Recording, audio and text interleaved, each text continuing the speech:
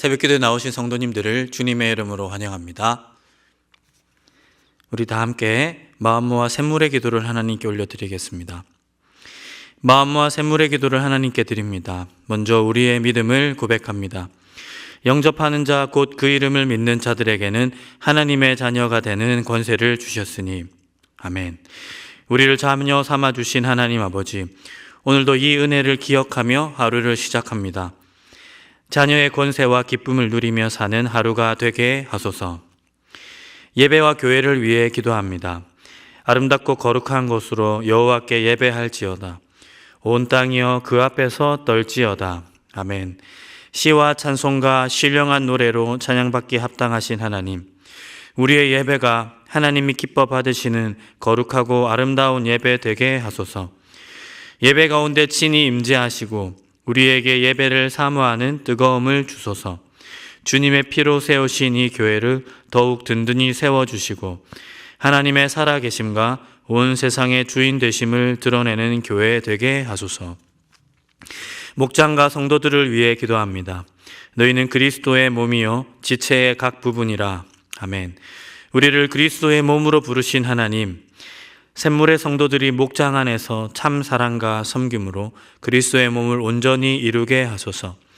샘물 어르신들의 영육을 강건하게 하시고 육신의 고통 중에 있는 성도들을 치유하시며 고난과 어려움을 당한 성도들을 도우시고 함께하여 주소서. 다음 세대와 청년들을 위해 기도합니다.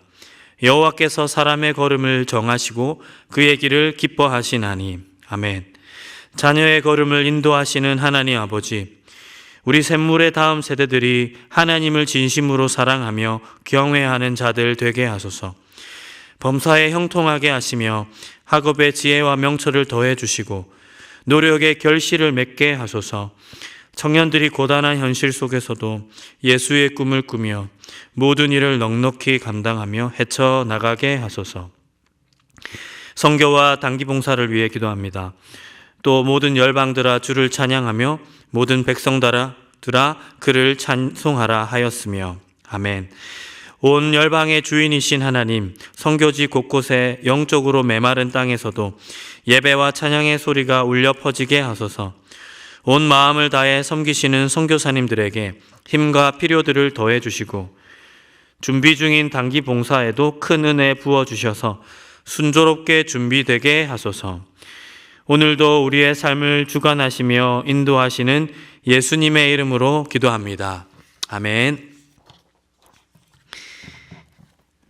오늘 이 새벽에 주신 하나님의 말씀은 신명기 4장 32절부터 49절까지 말씀입니다. 우리 한 절씩 교독하겠습니다. 내가 있기 전 하나님이 사람을 세상에 창조하신 날부터 지금까지 지나간 날을 상고하여 보라.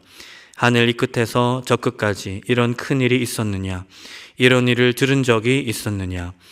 어떤 국민이 불 가운데서 말씀하시는 하나님의 음성을 너처럼 듣고 생존하였느냐? 어떤 신이 와서 시험과 이적과 기사와 전쟁과 강한 손과 편팔과 크게 두려운 일로 한 민족을 다른 민족에게서 인도하여 낸 일이 있느냐? 이는 다 너희의 하나님 여호와께서 애굽에서 너희를 위하여 너희의 목전에서 행하신 일이라. 이것을 내게 나타내심은 여호와는 하나님이시요 그 외에는 다른 신이 없음을 내게 알게 하려 하심이니라.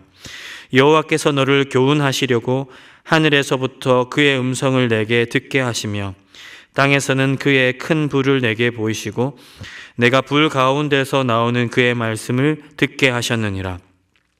여호와께서 내 조상들을 사랑하신 고로 그 후손인 너를 택하시고 큰 권능으로 친히 인도하여 애굽에서 나오게 하시며 너보다 강대한 여러 민족을 내 앞에서 쫓아내고 너를 그들의 땅으로 인도하여 들여서 그것을 내게 기업으로 주려 하심이 오늘과 같으니라.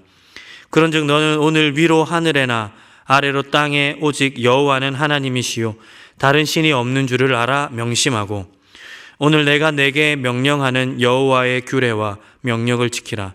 너와 내 후손이 복을 받아 내 하나님 여호와께서 내게 주시는 땅에서 한없이 오래 살리라. 그때에 모세가 요단 이쪽 해돋는 쪽에서 세 성읍을 구별하였으니 이는 과거에 원한이 없이 부지중에 살인한 자가 그곳으로 도피하여 파괴하기 위함이며 그중 한 성읍으로 도피한 자가 그의 생명을 보존하게 하기 위함이라. 하나는 광야 평원에 있는 베셀이라 루벤 지파를 위한 것이요 하나는 길르앗 라못이라 갓 지파를 위한 것이요 하나는 바산 골란이라 므낫세 지파를 위한 것이었더라. 모세가 이스라엘 자손에게 선포한 율법은 이러하니라. 이스라엘 자손이 애굽에서 나온 후에 모세가 증언과 규례와 법도를 선포하였으니 요단 동쪽 벳부월 맞은편 골짜기에서 그리하였더라.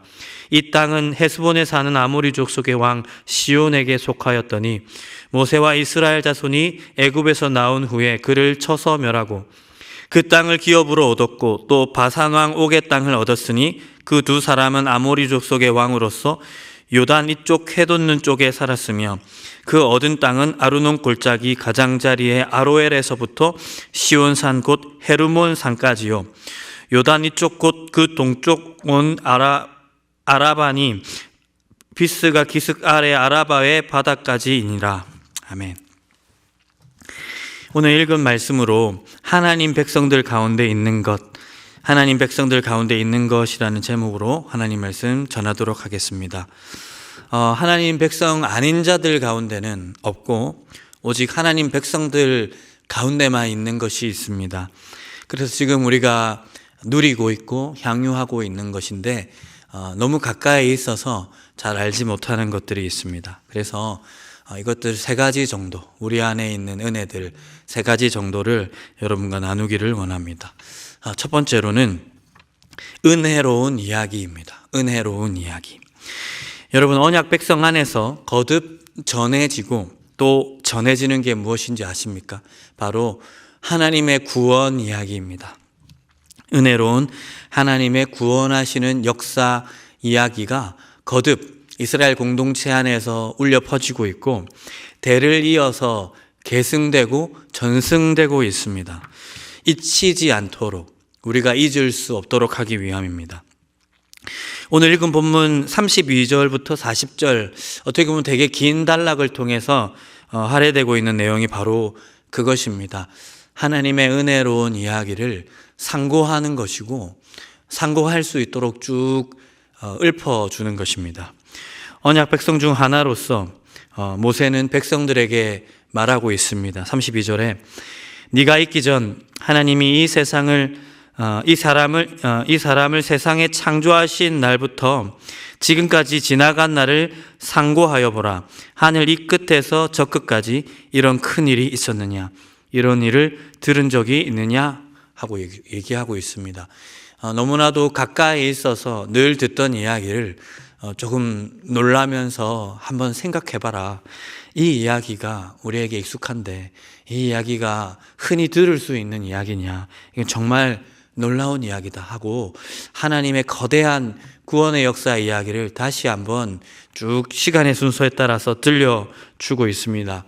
32절부터 40절까지의 내용이요, 하나님의 언약의 역사이고 약속하신 대로 하나님이 말씀을 이루셨던, 그래서 큰 틀에서 애굽에 있던 자기 백성을 빼내어온 그 이야기입니다. 이 이야기를 듣던 청중들이 지금 자신이 누리고 있는 이 현재가 어떻게 주어졌는지 고스란히 이해할 수 있는 세세한 역사 이야기를 모세가 다시 한번 들려주고 있더라 하는 것입니다. 오늘 나와 우리를 구성하고 있는 여러 사실들을 잊게 한, 우리라는 현실을 잊게 한 역사를 잊지 않도록 계속해서 반복해서 들려주고 있더라는 겁니다. 여러분, 그러한 말씀이 회자되는 곳, 그 이야기가 계속 거듭 울려 퍼지는 곳이 하나님의 나라이고 하나님 나라 공동체이며 이스라엘이며 그리고 오늘날 교회입니다. 교회는 하나님의 백성들 가운데 있는 그 교회라는 곳은 이러한 은혜로운 이야기가 반복해서 울려 퍼지는 복된 공간이다 하는 것입니다. 진정한 새 출애굽의 역사를 이루신 예수 그리스도의 역사를 신약에 와서 교회는 더 명료하게 구원의 이야기로 듣고 있습니다. 이것이 정말로 아름다운 여러 가지 방식으로 재생산되고 있는 곳, 거듭 울려 퍼지고 있는 것이 교회다. 다름 아닌 샘물교회다 하는 것입니다. 여러분, 설교가 그렇습니다. 매주 구원의 역사가 잊혀질랑 싶으면 성도들을 모아서 또 선포하고 그리스도께서 우리를 위해서 하신 그 일들과 또 그로 인해서 우리가 누리고 있는 여러 은혜들을 우리가 잊지 않도록 소스라치게 놀람으로 감격으로 전하는 시간이 바로 설교 시간입니다. 그리고 보이는 말씀인 성찬의 떡과 또 보이는 말씀인 그 성찬의 잔을 우리가 나누면서 그리스도께서 새 어린 양 되어 주셔서 우리를 죄와 사망의 나라에서 어떻게 구속하셨는지, 어떻게 새로운 출애굽을 이루셨는지를 거듭 같은 잔과 같은 떡에 입을 대면서 우리가 향유하며 누리고 있는 것입니다.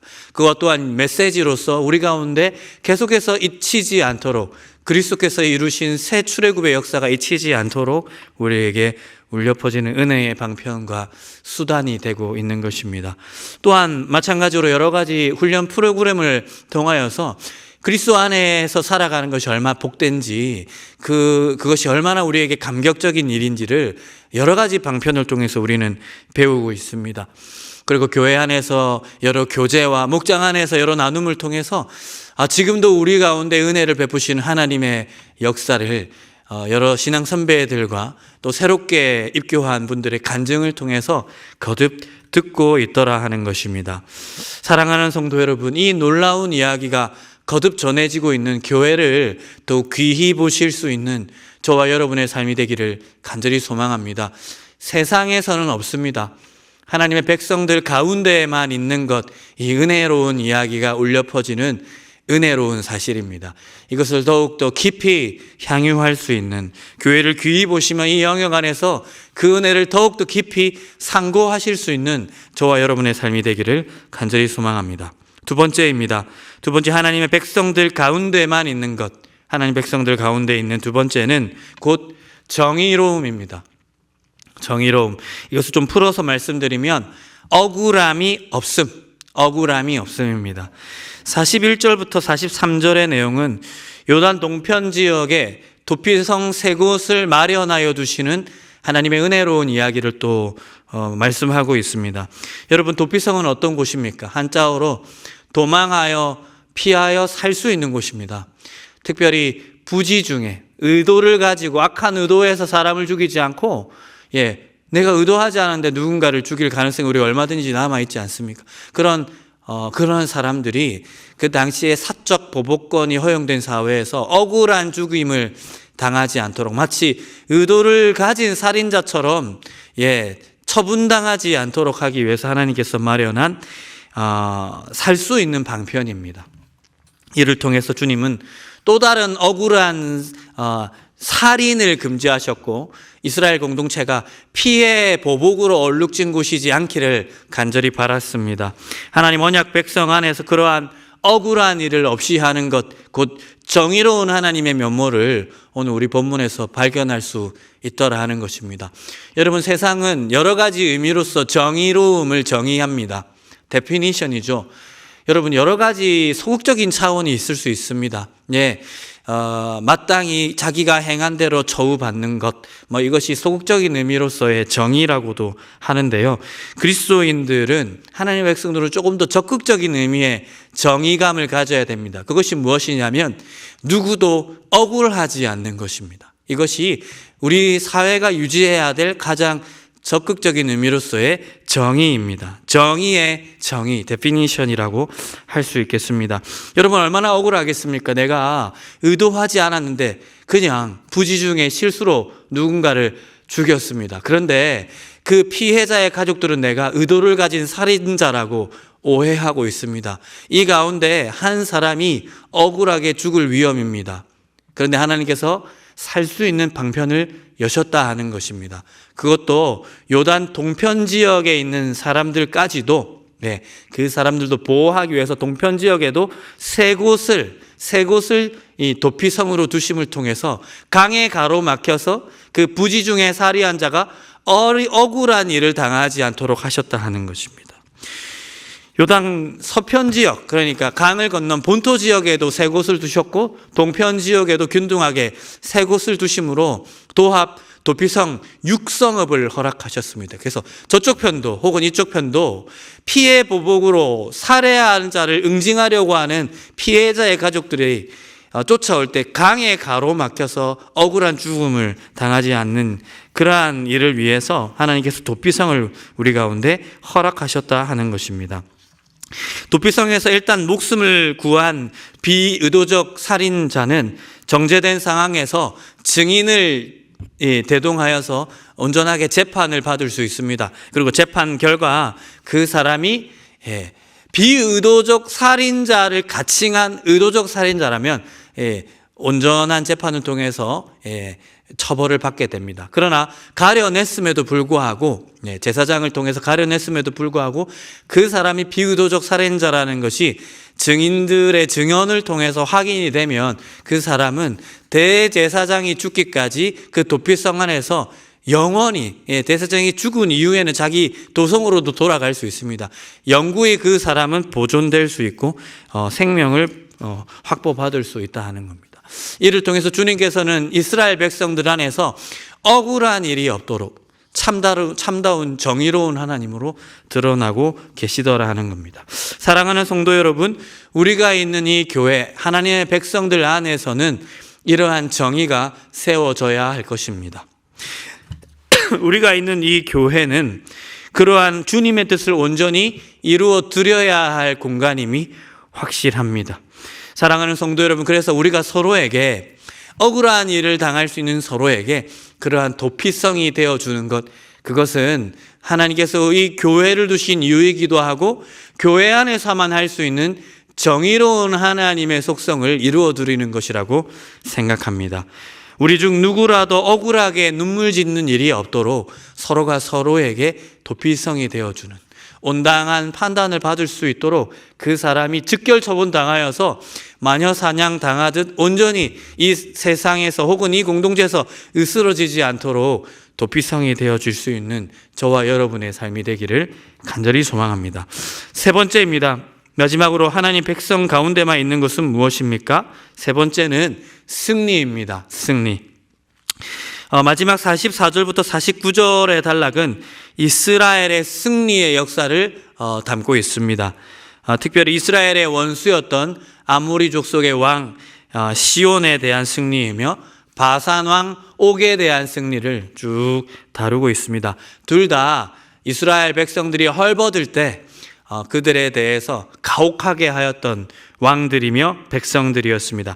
하나님은 그 사람들을 잊지 않으시고 이스라엘로 하여금 이기도록 하시는 이야기를 쭉 마지막 단락을 통해서 쓰고 있더라 하는 겁니다. 사랑하는 성도 여러분, 하나님 백성의 무리에는 승리가 있습니다. 하나님 우리에게 승리를 허락하셨고 그 말씀 안에서 우리가 넉넉히 이길 수 있는 자로 세워지기를 바랍니다. 그래서 하나님께서는 꼭 누구 대적에게 이기는 것만이 아니라 우리의 삶을 회복하시고 우리를 평안하게 하시고 우리를 가장 복된 것으로 갚아주시는 우리의 삶에 승리하게 하시는 하나님이라는 것을 우리가 꼭 기억했으면 좋겠습니다. 그 승리의 역사가 또 다른 이야기와 간증으로 울려 퍼지는 곳이 바로 교회입니다. 교회입니다. 억울함이 없고 그 억울함이 해소가 되고 또 내 개인적인 삶뿐만 아니라 우리네 삶에 하나님께서 촉촉한 것들로 아름다운 것들로 채워주시는 그 일로 인하여서 우리 하나님은 신실하십니다. 우리 하나님을 깊이 상고합니다. 우리 주님께서 여전히 우리를 아름다운 길로 인도하시노라고 그 아름답고 복된 구원의 역사가 현재의 시제로서 또다시 울려 퍼지는 곳이 바로 교회라 하는 것입니다. 이 샘물교회 안에서 신앙생활을 하는 것 여러분 복인 줄 알기를 바랍니다. 이 복을 그저 너무 익숙하게 무감각하게 마주하는 것이 아니라 이것이 참으로 놀랍구나, 내 삶에 참으로 분복이구나, 우리 기쁨과 감격으로 마주하실 수 있는 저와 여러분의 삶이 되기를 간절히 소망합니다. 주님의 언약 공동체 안에는 은혜로운 이야기가 거듭 울려 퍼집니다. 그리고 이 언약 공동체 안에서는 누구도 억울함이 없는 하나님의 정의가 세워져야 할 것입니다. 마지막으로 하나님께서는 언약 공동체 우리 샘물교회 성도들에게 승리를 주시고 평안을 주기를 원하시는 하나님이라는 것을 꼭 기억하심으로 이 은혜로운 하나님을 이 언약 백성들 안에서 충만하게 누리실 수 있는 저와 여러분의 삶이 되기를 간절히 소망합니다.